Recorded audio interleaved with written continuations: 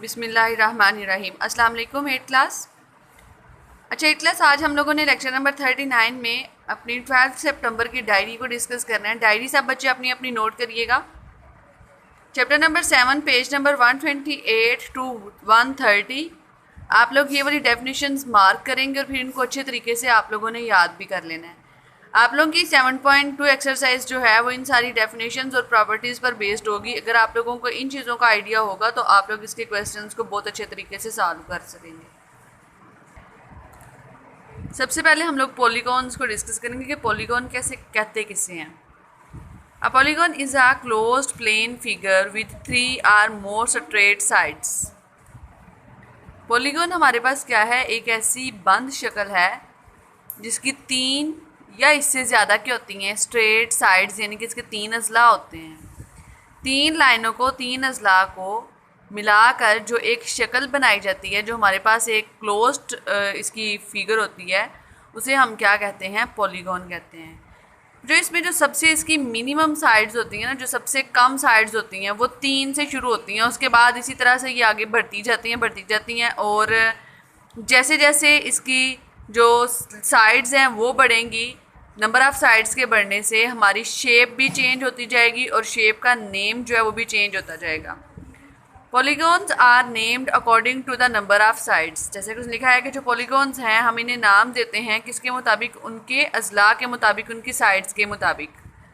The names of some polygons are given below, जिसमें से कुछ पॉलीगॉन्स के उसने यहाँ पे नाम लिखे हुए हैं। सबसे पहले ट्रायंगल एक ऐसी हमारे पास बंद शक्ल है जिसके 3 अजला होते हैं और ये वो वाहद ही हमारे पास एक ऐसी इसकी फिगर है जो कि सबसे थोड़ी साइड से मिलके बनती है। इसके अलावा और कोई भी फिगर नहीं है जिसको हम 3 साइड से मिला के बनाएं और उसका कोई नाम भी डिफरेंट हो। वो सिर्फ हमारे पास क्या होगी, एक ट्रायंगल ही होगी। इसके बाद 4 साइड्स जो हैं इससे मिलके बनने वाली जो हमारे पास एक शेप होगी, इसे हम कहते हैं क्वाड्रिलेटरल।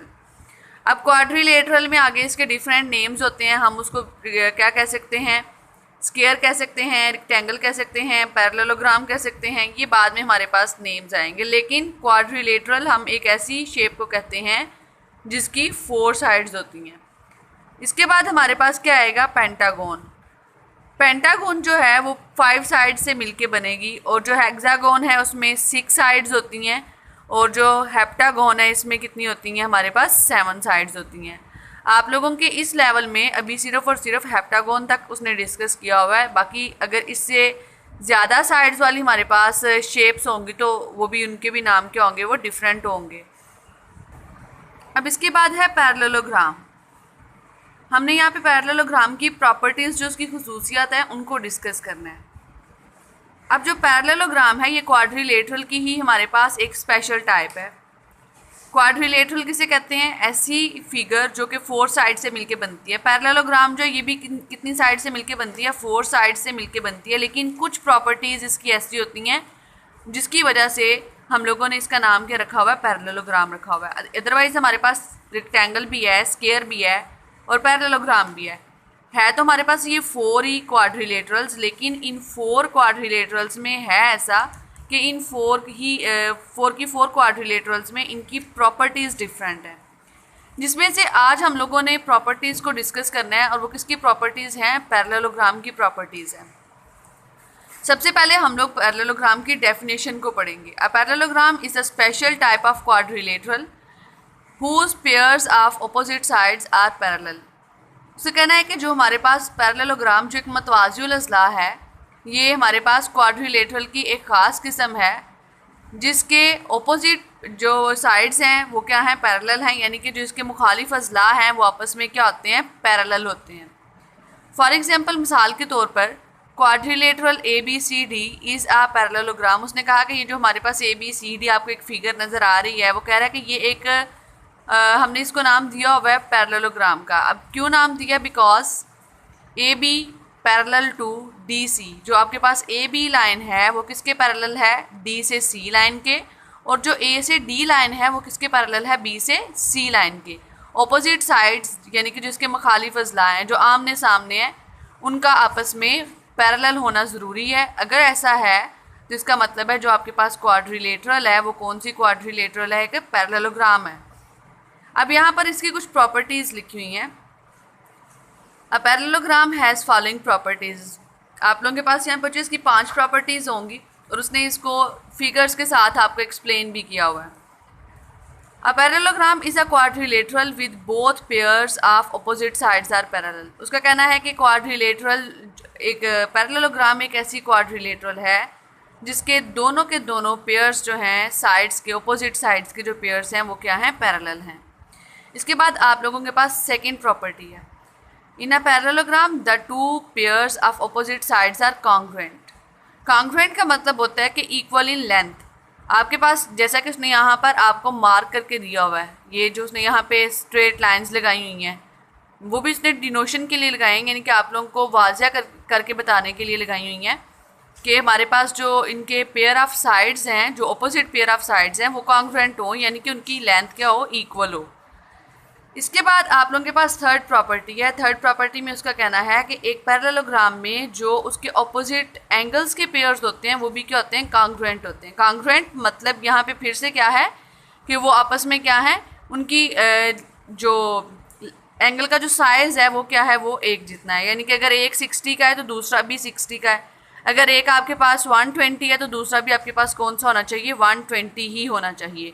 यहाँ पर भी उसने इस चीज़ को थोड़ा सा क्लियर करने के लिए क्या किया हुआ है कि एक तरफ एक कॉर्नर में उसने क्या किया, डबलिंग की हुई है एंगल वाली जगह पर, जबकि एक जो बाकी जो दो हमारे पास कॉर्नर्स हैं उसमें उसने क्या किया हुआ है कि डबलिंग नहीं की है, वो विदाउट डबलिंग है, यानी कि सिंगल सिंगल लाइन से हमने एक एंगल को डिनोट किया हुआ है।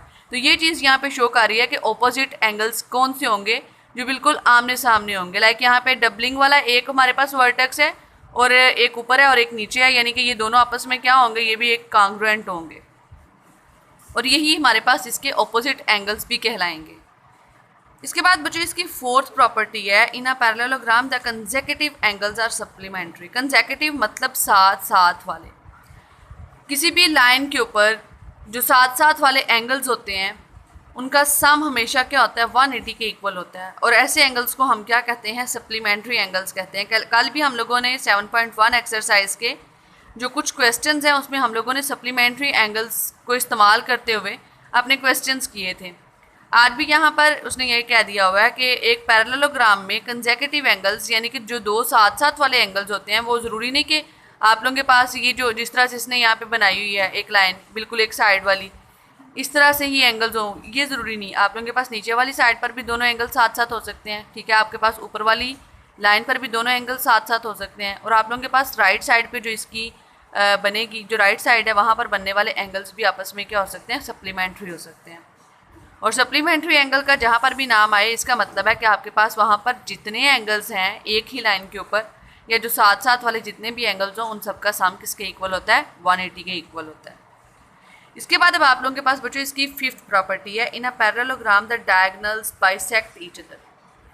किसी भी पैरेललोग्राम में जो उसके डायगोनल्स होते हैं वो एक दूसरे को हमेशा क्या करते हैं, बाइसेक्ट करते हैं, यानी कि दो बराबर हिस्सों में क्या कर देते हैं, तकसीम कर देते हैं। डायगोनल क्या होता है, जो हमारे पास ऑपोजिट कॉर्नर्स होते हैं या ऑपोजिट हमारे पास वर्टेक्स होते हैं। लाइक यहाँ पर आप लोगों के पास ऑपोजिट वर्टेक्स क्या बन रहा है, ए और सी। वर्टेक्स का दूसरा नाम क्या होता है, कॉर्नर। और ए और सी हमारे पास एक मतलब ऑपोजिट कॉर्नर्स हैं। इन दोनों कॉर्नर्स को मिलाने से जो एक लाइन बनेगी उसे हम कहते हैं डायगोनल। इसी तरह से आप लोगों के पास बी और डी, दो कॉर्नर्स को मिलाने से जो एक लाइन बनेगी बी डी, वो भी आप लोगों के पास क्या है, एक डायगोनल है। और ये दोनों डायगोनल्स हमेशा क्या होते हैं, एक दूसरे को बाइसेक्ट करते हैं। ये थी आप लोगों की पैरेललोग्राम की 5 प्रॉपर्टीज़ जो कि आप लोगों को बहुत अच्छे तरीके से समझ आ गई होंगी, क्योंकि साथ साथ आप लोगों को क्लियरली इनकी डायग्राम्स भी मेंशन की गई हैं और कोई भी इतनी उसने कम्प्लेक्स वर्डिंग नहीं लिखी कि आप लोगों को समझ ना आए। इनको अच्छे तरीके से आप लोगों ने याद करना है। इसके बाद अब हम करेंगे डिफ़ाइन के पेंटागोन, हेक्सागोन और ऑक्टागोन क्या होते हैं। A polygon in which all the sides are of equal length is called a regular polygon. सबसे पहले तो हमने पढ़ना किसे है कि रेगुलर पॉलीगॉन क्या होती है। पहले हम लोगों ने पॉलीगॉन को पढ़ा था। पॉलीगॉन में हमने सिर्फ और सिर्फ ये पढ़ा था साइड्स के बारे में, 5 साइड्स होंगी, 6 साइड्स होंगी, 7 साइड्स होंगी, 3 साइड्स होंगी। वहाँ पे हमने उसकी लेंथ के बारे में डिस्कस नहीं किया था। अब अगर आप लोगों को यहाँ पे यहाँ पे आप लोगों को ये बताया जा रहा है कि अगर आप लोगों को जो साइड्स हैं उनकी लेंथ भी बता दी जाए कि अगर आपने 2 सेंटीमीटर ही की लाइंस लगा लगा कर अपनी कोई भी पॉलीगॉन ड्रा करनी है, तो आप लोगों के पास इस पॉलीगॉन का नाम क्या होगा? रेगुलर पॉलीगॉन नाम होगा। All angles of regular polygon are also of same measurement. जो रेगुलर पॉलीगॉन्स होती हैं इनमें जो एंगल की मेजरमेंट होती है वो भी हमेशा क्या होती है? सेम होती है। यानी कि दो साइड्स के दरमियान अगर 60 का एंगल बन रहा है तो बाकी भी तमाम साइड्स के दरमियान कौन सा एंगल बनना चाहिए? 60 का ही एंगल बनना चाहिए। ये हमारे पास है रेगुलर पॉलीगॉन की दो प्रॉपर्टीज़ हैं। एक तो ये कि उनकी जो साइड्स की लेंथ्स हैं वो भी इक्वल होनी चाहिए, और दूसरा ये है कि जो उनके एंगल्स की मेजरमेंट है वो भी क्या होनी चाहिए? इक्वल होनी चाहिए। रेगुलर पेंटागोन, पेंटागोन अभी हमने पढ़ा कि 5 साइड्स जिस भी शेप की हों, जो कि क्लोज्ड शेप जिसकी 5 साइड्स हों, उसे हम क्या कहते हैं? पेंटागोन। अब रेगुलर पेंटागोन है तो इसका मतलब है कि उसमें सबकी लेंथ भी सेम होगी और उनके एंगल की मेजरमेंट भी क्या होगी? सेम होगी। A five-sided polygon in which all the 5 sides and angles are of the same size is called a regular pentagon। एक ऐसी पेंटागोन यानी कि एक ऐसी आपके पास क्लोज्ड फिगर जिसकी 5 साइड्स हों और वो इक्वल लेंथ की हों और उसके जो एंगल्स हैं वो भी क्या हों? इक्वल मेजरमेंट की हों, तो ऐसी हम क्लोज्ड फिगर को क्या कहेंगे? रेगुलर पेंटागोन कहेंगे। The sum of the measurements of all the angles of a regular pentagon is 540 degree. उसका कहना है कि आपके पास जो एक रेगुलर पेंटागोन बनती है उसके अंदर टोटल एंगल का सम जो होता है, यानी कि हर दो साइड्स के दरमियान जो एंगल है, अगर कहते हैं उन सबको जमा करते हैं तो वो कितना एंगल बनता है? हमारे पास 540 बनता है। अगर आप लोगों ने ये निकालना हो कि हमारे पास दो साइड्स के दरमियान यानी कि एक एंगल की कितनी कीमत होगी, तो आपने क्या करना है? उसको 5 पे डिवाइड कर देना है। इसके बाद है रेगुलर हेक्सागोन। हेक्सागोन क्या होती है? वो 6 साइडेड पॉलीगॉन होती है। A 6-sided polygon in which all the 6 sides and angles are of the same size is called a regular hexagon। जिसमें 6 sides और उनकी एंगल की मेजरमेंट सेम होगी तो उसे हम क्या कहेंगे? Regular hexagon. रेगुलर हेक्सागोन में जो उसके एंगल्स का टोटल सम होता है वो कितना होता है? 720 डिग्री होता है। और अगर हमने दो साइड्स के दरमियान एक एंगल की लेंथ को फाइंड आउट करना हो तो हम 6 पे डिवाइड करेंगे, तो हमें यहाँ पे ये पता लगेगा कि रेगुलर हेक्सागोन की दो साइड्स के दरमियान एंगल कितना होता है? 120 डिग्री। रेगुलर ऑक्टागोन जो है वो आपके पास 8 साइडेड पॉलीगॉन है। इसमें आपके पास जो 8 साइड्स हैं इसकी और जो इसके एंगल्स हैं उनकी लेंथ जो होती है वो हमेशा क्या होती है? सेम होती है। और जो आपके पास रेगुलर ऑक्टागोन है इसमें टोटल एंगल्स का सम क्या होता है? वो 1080 होता है। अगर आपने रेगुलर ऑक्टागोन की एक साइड के दो साइड्स के दरमियान एक एंगल को फाइंड आउट करना हो तो आप उसको क्या करेंगे? 8 पर डिवाइड करेंगे, तो आपके पास एंगल की मेजरमेंट आ जाएगी 135 डिग्री। यहाँ तक थी आपकी आज की डेफिनेशंस। इन डेफिनेशंस को अच्छे तरीके से आप लोग याद करिएगा। इसके अलावा यहाँ पे आप लोग MCQs भी मार्क कर सकते हैं। MCQs अब इसमें क्या होगा कि पेंटागोन में कितना एंगल होता है, हेक्सागोन में कितना एंगल होता है, रेगुलर हमारे पास ऑक्टागोन में कितना एंगल होता है। आप लोग ये वाले MCQs भी अच्छे तरीके से मार्क कर लीजिएगा, डेफिनेशंस भी याद कर लीजिएगा। अगर आप लोगों को ये डेफिनेशंस और इसके वो MCQs जो हैं वो अच्छे तरीके से आते होंगे तो मेरे ख्याल में आप लोगों का ऑब्जेक्टिव पार्ट जो है वो काफ़ी हद तक सॉल्व हो सकता है। आज का लेक्चर हमारा इतना ही था। अल्लाह हाफिज़।